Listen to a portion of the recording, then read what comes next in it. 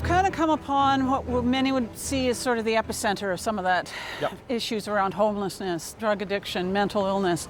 Paint me a picture of what you saw down here, or what most of us saw down here at the height of the COVID pandemic, when you had no businesses open, nobody coming down here, courthouse closed. It kind of got a little bit ugly down here, to be honest. So what we saw is camps set up all over the downtown area. We saw an influx of people from all over the area really coming here for various services. We have the needle exchange, and you could come by here at any given time and see 40 or 50 people congregated in this area.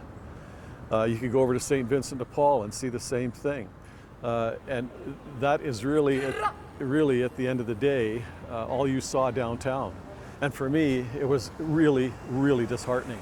Yeah. I and council and others had worked so hard to bring back the economy downtown, bring back development, and then all of a sudden the pandemic hit and you saw a completely different story. I had never seen anything like it in all my years here in Prince George. March 18th, Dr. Bonnie Henry says retail shut down, people stay home, work from their homes, and suddenly downtown in particular, maybe the entire community, but you know, we're focusing on downtown, became a ghost town. Yeah, I would say sort of a ghost town. So kind of your average, the majority of the public was no longer around. However, the homeless element, that population and the police, we were still around. So really without that, the positive surveillance of day-to-day business and traffic of the public, certain individuals really took control of that space to use it for their own purposes, be that criminal or be that just for their own purposes that are non-criminal in nature, but tend to be a nuisance to property owners. Well, 3.5 months of shutting down the downtown, wasn't good. So, of course, with no control and no day-to-day movement of what you see going on now, it was a dead zone. So, of course, the element it was free reign here.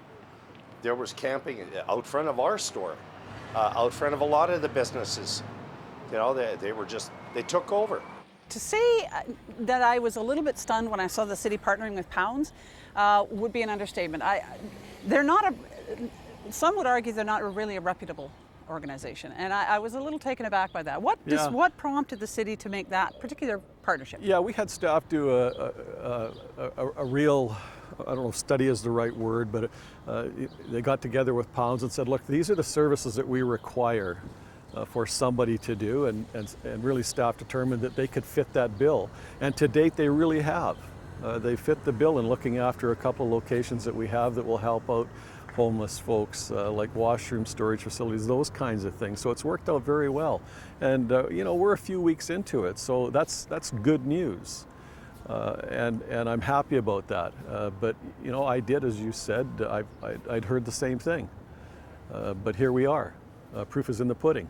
Pounds loves downtown, and we want downtown to love us back, and we want to be good neighbors, and we want to be a part of this effort to make downtown safe and inclusive and healthy for everybody.